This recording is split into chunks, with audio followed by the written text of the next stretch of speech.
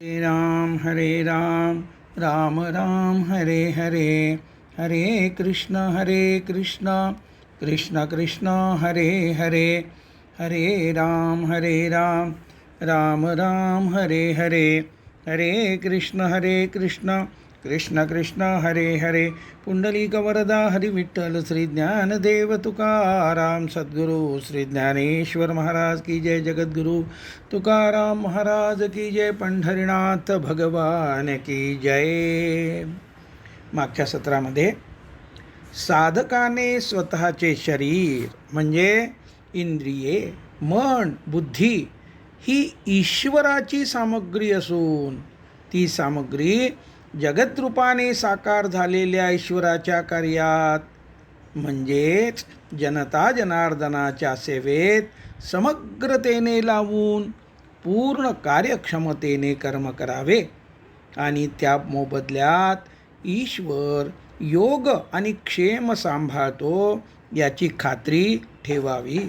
आणि त्यासाठी अध्याय क्रमांक 3 आणि श्लोक क्रमांक 20 मध्ये राजा जनकाचं जे काही उदाहरण दिलेलं होतं, हा एवढा सर्व भाग आपण मागच्या सत्रामध्ये पाहिला.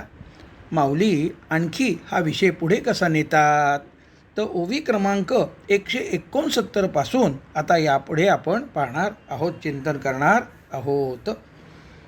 माऊली म्हणतात, जो कासे लागोन तरे तया पोहती उर्मे नुरे, पुरोहितू नाविष करे दाते पण. जो दुसऱ्याच्या कासेला लागून म्हणजे कमरेला धरून तरुण जातो त्याच्या मनामध्ये मी पोहलो अशी उर्मी येत नाही. अथवा यजमानातर्फे दानधर्म करणाऱ्या उपाध्यायाच्या मनामध्ये दातृत्व दातेपणाचा आविष्कार तसं स्फुरण किंवा तसा संस्कार त्याच्या मनामध्ये उद्भवत नाही. संपत्ती मालकाची आहे आणि दान देणारा तो जीव त्याचा मी दानधर्म करतो हा भाव त्याच्यामध्ये नसतो. आणि पुढच्या ओवीमध्ये माऊली 170 ओवीपासनं 174 या 4-5 ओव्यामध्ये माऊली साधना सांगता आहेत.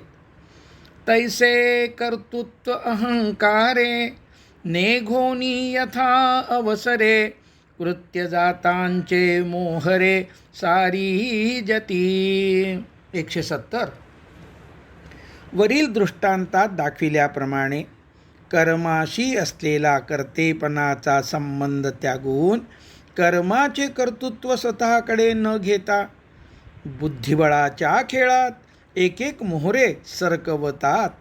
त्याप्रमाणे प्रसंगानुसार जे समोर असेल ते कर्म कर्तव्य भावनेने योग्य प्रकारे योग्य वेळी करून संपवावे. बुद्धिबळाच्या दृष्टांतातील एक एक मोहरे सरकवणे म्हणजे सावधानता सजगता जोपासणे हे सुद्धा स्पष्ट करते.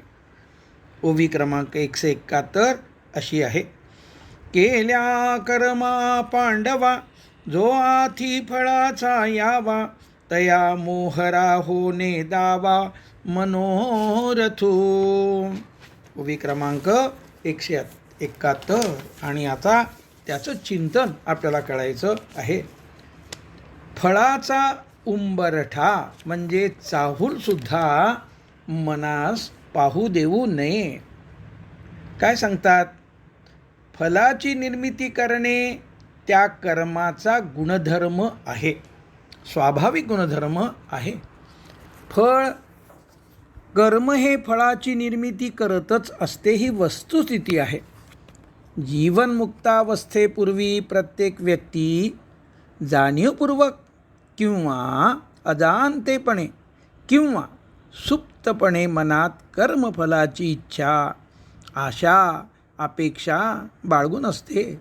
या दोन्हीमुळे जीव हा कर्मफलाचा सतत करता आणि भोगता झालेला राहतो. कर्मबंध निर्माण करीत राहतो आणि त्याद्वारे स्वतःला जन्ममृत्यूच्या चक्रात गुरफटोतून घेतो.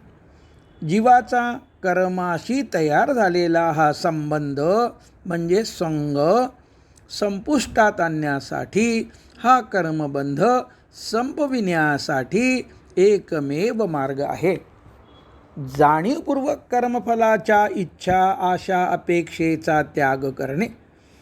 तसे केल्याने व्यवहारात सुद्धा नुकसान न होता फायदाच होतो. हे कळण्यासाठी अध्याय क्रमांक 2 आणि ओवी क्रमांक 226चं विवेचन आता आपण पाहणार आहोत. ओवी अशी आहे. सुखी संतोषान यावे, दुःखी विषादान भजावे, आणि लाभालाभ न धरावे मना माझी. 226. राजसिक सुख प्राप्त झाले असता अनुकूल वृत्तीच्या आवेगाद्वारे जे संतोषास येणे असते तसे संतोषास येऊ नये. तसेच अशा जीवनशैलीमुळे प्रतिकूलतेच्या आवेगाद्वारे जे बहुतेक काळ दुःख प्राप्त होत असते आणि अशा कालावधीत मलाच इच्छापूर्ततेसाठी एवढे कष्ट का करावे लागतात, हा आघात माझ्याच नशिबी का, असे न घडता तसे घडावयास हवे होते. या पद्धतीने जे विषादास भजने सुरू असते तसे विषादास भजू नये. संतोषास येणे हा लाभ होत राहावा आणि दुःखाचा म्हणजे विषादाचा अलाभ व्हावा असे मनामध्ये धरून राहू नये. समस्येचा भाग बनून न राहता दुःखास, आघातास धैर्याने सामोरे जावे आणि राजसिक सुखात न रमता सुखदुःख लाभाप्रती समता जोपासत, सजगतेने, निष्कामतेने साक्षीभाव जोपासत, स्वधर्माचरणाद्वारे शाश्वत असलेल्या आत्मसुखाकडे वाटचाल करावी. आता या ओवीवर जे विस्तृत असं चिंतन केलेलं आहे त्यातला काही भाग आपण पाहणार आहोत. प्रपंचात अर्थात व्यवहारात मधून जे काही सुख जाणवते त्यावेळेच्या व्यक्तीचा अनुभव पुढील प्रमाणे असतो. इच्छा अपेक्षेप्रमाणे पंचेंद्रियाद्वारा विषय सुख मिळाले, सत्ता संपत्ती कीर्ती मिळाली, अनुकूल घटना घडली की सुख मिळते आणि विषयात सुख आहे, परिग्रहात सुख आहे, अनुकूल घटनेत सुख आहे ही धारणा पक्की होत जाते. वस्तुतः अनुकूल विषयाची प्राप्ती होते किंवा अनुकूल घटनेची प्राप्ती होते तेव्हा अनुकूलत्वामुळे मन तो क्षण पूर्णपणे स्वीकारते. म्हणजे इंग्रजीत सांगायचं तर total acceptance of the moment prevails. त्यामुळे मन क्षणभर वृत्तीरहित होते, बुद्धी स्थिर होते आणि त्यामुळे स्थिर बुद्धीत अंतःकरणात आत्म्याचा आनंद स्फुरतो, मिळतो, अनुभवासी येतो. या प्रसिद्ध व वारकरी संप्रदायासह इतर संप्रदायांना सुद्धा मान्य असलेल्या सिद्धांताचे विवेचन प्रमाणासह पुढील विवेचनात तसेच अन्य ठिकाणी आलेले आहेच. विषयप्राप्ती म्हणजे अनुकूलता प्राप्ती आणि स्थिर बुद्धीत आत्मानंदाचे स्फुरणभाव एकाच वेळी होत असल्यामुळे विषयप्राप्तीने माझ्या ठिकाणी आनंद उत्पन्न झाला असे जीवास वाटते आणि हा सिद्धांत व्यक्तीच्या लक्षात येत नाही व व्यक्ती पुढची अनुकूल घटना कशी घडेल याची इच्छा धरून प्रयत्नांची पराकाष्ठा करीत राहते. संपत नसणाऱ्या इच्छेच्या चक्रात गुरफटून जाते. वरचे वार हाव वाढत जाते. सर्व इच्छा पूर्ण होऊ शकत नाही. त्यामुळे दुःख म्हणजे विषाद, वैषम्य जाणवत राहते. ज्या इच्छा पूर्ण होतात तेव्हासुद्धा इच्छापूर्तीमुळे होणारा सुखाचा कालावधी अत्यल्प असतो. दोन इच्छापूर्तीच्या मध्ये सुरू असलेल्या प्रयत्नाच्या पराकाष्ठेत सुख नसते, किंबहुना विषादच असतो. त्यामुळे आयुष्याचा विचार करता अत्यल्प काळासाठी सुख व बहुतेक काळ विषाद असे होते. अशा रीतीने विषादास भजने सुरू राहते. त्यामुळे वर दर्शविल्याप्रमाणे प्रयत्नांच्या पराकाष्ठेद्वारे विषयाची, वस्तूची, घटनेची अनुकूलता प्राप्त करून घेऊन अल्प विनाशी असलेले सुख मिळवावे व त्याद्वारे संतोषास यावे. अशा रीतीने न संपणाऱ्या इच्छा पूर्ण करून घेण्याच्या चक्रात व्यक्तीचे व्यस्त राहणे म्हणजे रमलेले राहणे सुरू राहते. या पद्धतीने प्राप्त केलेल्या सुखास राजसिक सुख म्हणतात. या जीवनशैलीद्वारे जे संतोषास येणे असते त्याचा लाभ होत राहावा आणि अशी जीवनशैली अंगीकारल्यामुळे जे विषादास भजने सुरू असते त्याचा मात्र अलाभ व्हावा. अशा रीतीने लाभ आणि अलाभ मनामध्ये धरून राहणे सुरू असते. ही जीवनशैली सोडून देण्याचा उपदेश प्रस्तुतवित केलेला आहे. वास्तविक जे काही सुख आपण म्हणतो ते सर्व आत्म्याचेच असते.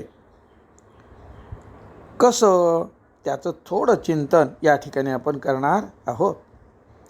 गीतेचे म्हणजे तसे पाहता सर्वच धर्मांचे प्रयोजन आहे जीवन मुक्तावस्था मिळवून देणे, आत्मसाक्षात्कार करून देणे. माऊली तर आत्मविश्वासाने आत्मा तळहातावरील रत्नासारखा अनुभवास आणून देईन अशी खात्री देतात.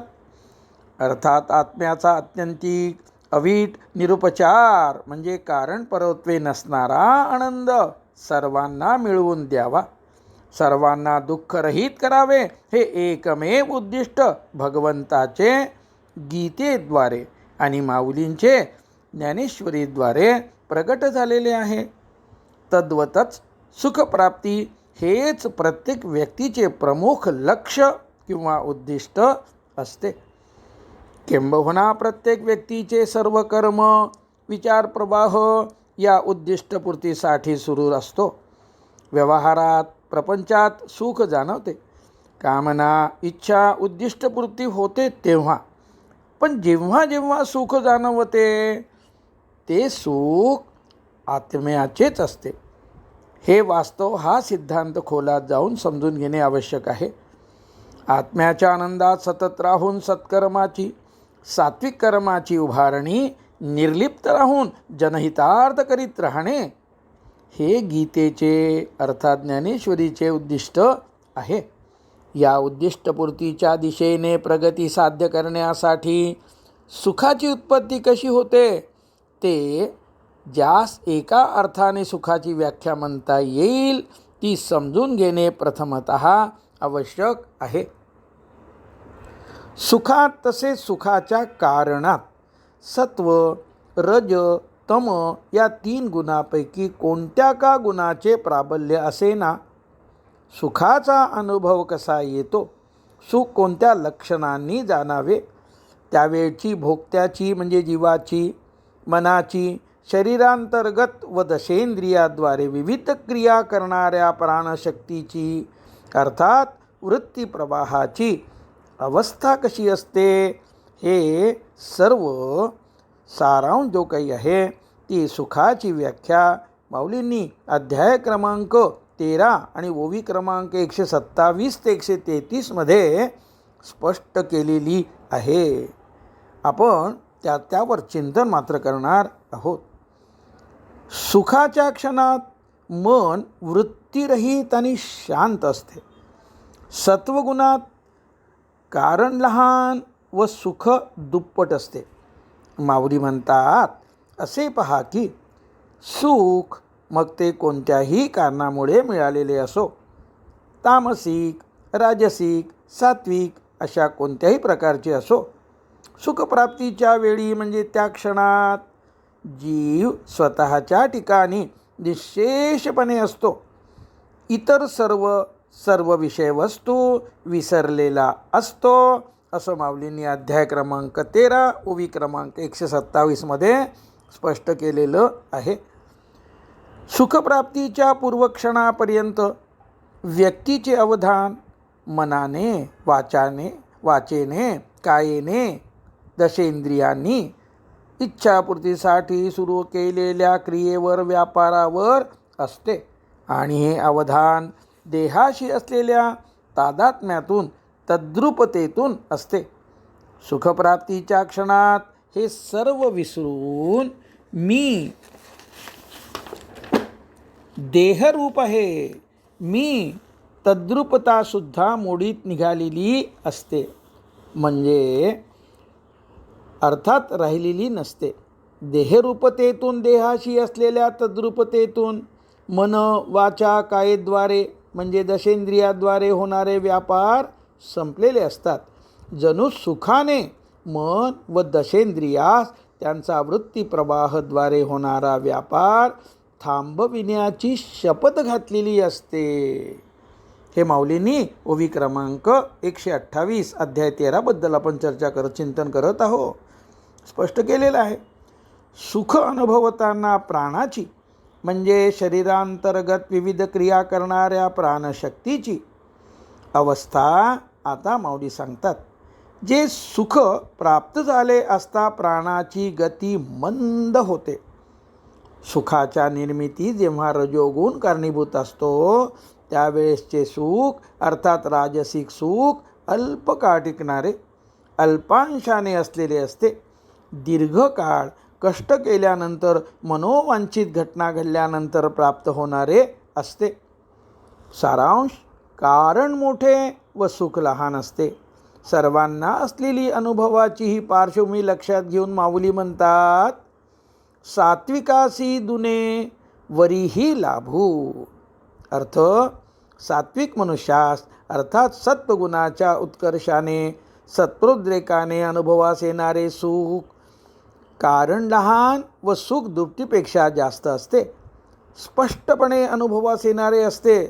सत्वगुण सुख वृद्धिंगत करीत असतो असे लक्षात घ्यावे, असं माऊलींनी अध्याय 13 ओवी 129 मध्ये स्पष्ट केलेलं आहे. पुढची 130वी ओवी अशी आहे. का आघवियाची इंद्रिय वृत्ती, हृदयाची आ एकांती, थापटोनी सुषुप्ती आणि जेगा.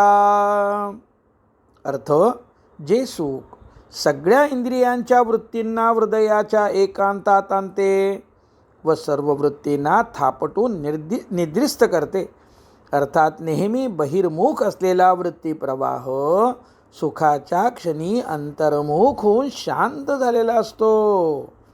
मन वृत्तीरहित झालेले असते. वरील ओव्यांचा सारांश आहे. सुखप्राप्तीच्या क्षणात व्यक्ती स्वतः व्यतिरिक्त सर्व विषय वस्तू विसरलेली असते. अर्थात सुखप्राप्त्यर्थ सुरू असलेल्या क्रियेमागील कारण आता राहिलेले नसते.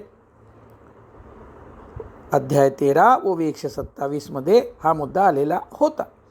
मन, वाचा, दशेंद्रियाचा व्यापार देह तद्रुपतेतून संपलेला असतो. अर्थात व्यक्ती स्वतःच्या ठिकाणी निश्चयच असते. हे 128 ओवीचा सारांश. प्राणशक्तीचा, क्रियाशक्तीचा प्रवाह मंद झालेला असतो. अर्थात बहिर्मुखता संपलेली असते. ओवी क्रमांक 129चा सारांश. आणि सर्व वृत्ती प्रवाह थांबलेला असतो व सुखाच्या क्षणात व्यक्तीचे मन पूर्णतः शांत झालेले असते. हे 130व्या ओवीचा सारांश. आता माऊली पुढील ओवी सिद्धांताची, सुखाची व्याख्या करणारी म्हणून सांगतात. सुख आणि त्याची व्याख्या माऊली करतात ओवी क्रमांक 131 मध्ये अशी. किंबहुना सोये जीवात्मयाची लाहे, तेथे जे होये तया नाम सुख. अध्याय 13 ओवी 131. मागील 4 ओव्यात सांगितलेच आहे, परंतु परत तेच काय सांगावे. जीव स्वतःच्या ठिकाणी आश्रयास पावतो. जीव आत्मस्वरूपास प्राप्त होतो तेव्हा तेथे त्यावेळी जे अनुभवास येते ते सुख होय. या स्थितीत जेव्हा व्यक्ती नसते त्या अवस्थेतील ते जगणे ते दुःख होय. पुढच्या 132व्या ओवीमध्ये माऊलींनी हे स्पष्ट केलेलं आहे. मनोरथाच्या म्हणजे इच्छारूप वृत्तीप्रवाहाच्या संगतीने सुख प्राप्त होऊ शकत नाही. हा वृत्तीप्रवाह थांबल्यानंतर जे प्राप्त होते सारांश मनाची चांचल्यरहितता क्षणिक का असेना आत्मस्वरूपाच्या ठिकाणी स्थिरावणे हे आणि मनाचे चांचल्य म्हणजे वृत्तीप्रवाह राहणे हे दुःख. म्हणजे मनाची चांचल्यरहिता आत्मस्वरूपाच्या ठिकाणी स्थिरावणे हे सुख आणि मनाचे चांचल्य म्हणजे वृत्तीप्रवाहात राहणे हे दुःख. या दोन कारणामुळे सुखदुःखाचा अनुभव येतो असं माऊलींनी 133व्या ओवीमध्ये स्पष्ट केलेलं आहे. यानंतर वस्तुस्थिती ही आहे अशी आहे, पण व्यक्तीला पटतं का? तर पटत नाही. सुख हे मनासारखे घडलेल्या अनुकूलतेतून म्हणजे कारण परत्वे मिळते. तसेच माऊलींनी अध्याय क्रमांक 9 आणि ओवी 60मध्ये काय सांगितले ते आता पाहू. हृदयामध्ये मी रामू असता सर्व सुखांचा रामू की भ्रांतीसी कामू विषयावरी. अर्थ भगवंत म्हणतात सर्व सुखांचे विश्रामस्थान वसस्थान प्रत्येकाच्या हृदयात मी आत्माराम असतो. अर्थात सर्व प्रकारच्या सर्व विषयांच्या सुखाचे उत्पत्ती स्थान हृदयस्थ असलेला आत्मा असतो. परंतु भ्रांतीमुळे म्हणजेच अविद्येमुळे अर्थात मायेमुळे सर्वजण सुखाकरता विषयाची विषयोपभोगांची इच्छा करतात. इतकं स्पष्ट अध्याय क्रमांक 9 आणि ओवी क्रमांक 60मध्ये माऊलींनी केलेलं आहे. सर्व सुख आत्म्याचे असते हा सिद्धांत पुन्हा विस्ताराने अध्याय क्रमांक 18 आणि ओवी क्रमांक 777च्या विवेचनापुढे येणारच आहे. आता या ठिकाणी आपल्याला पंचदशीमध्ये काय सांगितलं या विषयाबद्दल तेही आपल्याला पाहता येईल. तात्पर्य काय आहे तर सर्व सुख आत्म्याचे असते. प्रमाद आलस्य अनावश्यक निद्रा व तामसिक सुखाचा अवेर करावा.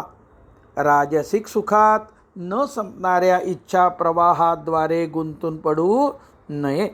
प्रपंचासाठीचा उपजीविकेसाठीचा व्यवहार व त्यासाठी निवडलेली कार्यशैली हे दोन्ही सात्विक सुख मिळवून देणारे असावेत.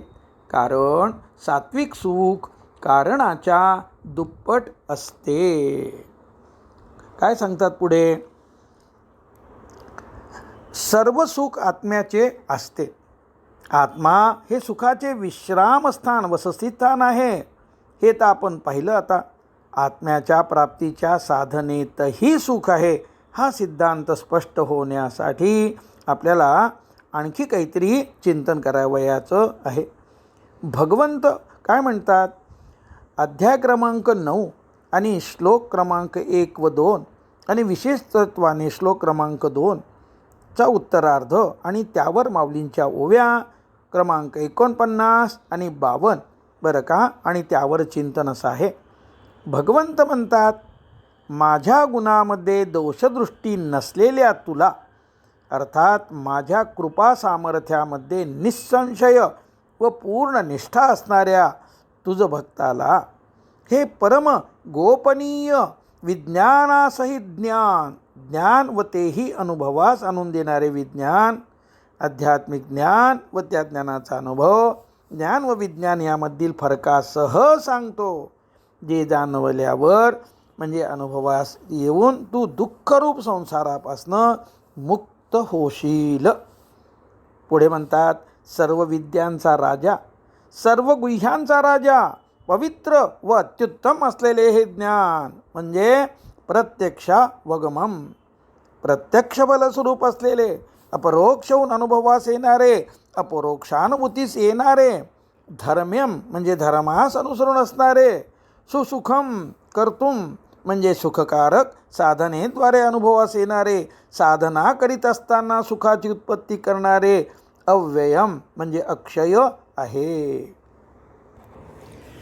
माऊली आपल्याला श्री ज्ञानेश्वरीतील सर्व साधनेत आणि साधनेच्या काळात सुख कसं आहे याची स्पष्टता देतात.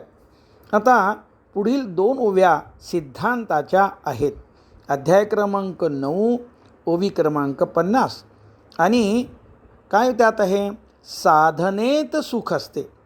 साधना ही सुखाच्या पायऱ्या चढण्यासारखी असते, अशी ही ओवी स्पष्ट सांगते. ओवी क्रमांक 51 म्हणजे अध्याय 9 ओवी 51. साधना काळात सुख असते. साधना सुलभ म्हणजे विनासायास व सोपी असल्याचे सांगते. आणि तेवीची गा सुखाच्या पाऊटी, चढता येई जे जयाच्या भेटी, मग भेटल्या कीर मिठी, भोगण्याही पडे. 9:50. नेहमीच्या भोगण्यात भोगणारा भोगता वेगळा व भोगले जाणारे भोग्य वेगळे असे असते. अर्थात भोगता, भोग्य, भोगणे ही त्रिपुटी अस्तित्वात असते. ओवीचा अर्थ असा आहे, त्याप्रमाणे सुखाच्या पायरीने चढत गेले असता ज्याची भेट होते आणि त्रिपुटी संपलेली असते, भोगताच भोग्य झालेला असतो, आत्माच आत्म्याचा भोग घेत असतो. परिभोगाची ये ऐली कडिलिये मेरे, चित्त उभे ठेले सुखा भरे, ऐसे सुलभ आणि सोपारे वरी परब्रह्म. अध्याय क्रमांक 9 ओवी क्रमांक 51. अर्थ काय आहे? आत्म्याच्या सुखानुभवाच्या पलीकडच्या काठावर, अर्थात ज्ञान, ध्यान, कर्म, भक्तियोगाची साधना करताना, साधनेत निष्ठा विश्वास वाढून, साधनेत जेव्हा चित्त स्थिर होते तेव्हा सुद्धा ते सुखाने भरून जाते. आत्मस्वरूपाची प्राप्ती करून घेणे असे सुलभ आणि सोपे आहे. आता माऊली अपेक्षा तशा व्यक्त करून त्याचा मार्गही सांगतात. आत्मानुभूती जी आहे ती प्राप्त करण्याकरता ती कशी असावी? सुखोपाय, सुगम्य. आणि म्हणून ओवी क्रमांक 55 हा विषय माऊली आपल्याला सांगतात. तरी पवित्र आणि रम्य, तेवीची सुखोपाय सुगम्य, आणि सुसुख परमधर्म्य, वरी आपण पा जोडे. काय म्हणतात माऊली या ठिकाणी सुखोपायेची गम्य असा एक पाठभेद आहे. काही असो, या ओवीचा आपल्याला पाहायचा आहे. अर्थ, ते प्रत्यक्षावगमम म्हणजे प्रत्यक्ष अनुभवास येणारे ज्ञान, रागद्वेषादी विकारांच्या निवृत्तीद्वारे पवित्र करणारे, वाचण्या ऐकण्यासाठी रम्य असणारे, तसेच सुखकारक उपायांनी म्हणजे साधनेद्वारे सहजतेने प्राप्त होणारे आहे. बघा, माऊली आपल्या अनुभवातनं हे आपल्याला स्पष्ट करून सांगत आहेत. ते ज्ञान समजण्यास, अनुभवण्यास सुलभ आणि सोपे असून आपल्यालाच आपल्या ठिकाणी म्हणजे आत्मानुभूती प्राप्त होणारे असते. निरुपचार अमर्याद आनंद मिळवून देते. साधना करीत असताना साधना सिद्धीत जाईपर्यंतच्या काळात सुखाची उत्पत्ती करत असते. म्हणून ते ज्ञान सुसुख म्हणजे सुसुखम कर्तुम. आणि ओवी क्रमांक 48 जन्म मृत्यू संपविणारे तसेच धर्माचे राहण्याचे घर असल्यामुळे परमधर्म्य आहे. विशेष म्हणजे ते ज्ञान आपल्याशीच म्हणजे आत्म्याशीच आपल्याला जोडलेले ठेवते, अर्थात नित्य राहते. साधना सुखोपाय व सुगम्य आहेत, तथापि त्या केल्यानेच आत्मानुभूती प्राप्त होते. अन्यथा वाचनाद्वारे शब्दज्ञान फक्त आणि फक्त वाढत राहते आणि वाढणारे शब्दज्ञान आत्मानुभूती प्राप्त करण्यामध्ये फार मोठा अडथळा आहे, हे स्पष्ट लक्षात ठेवावे.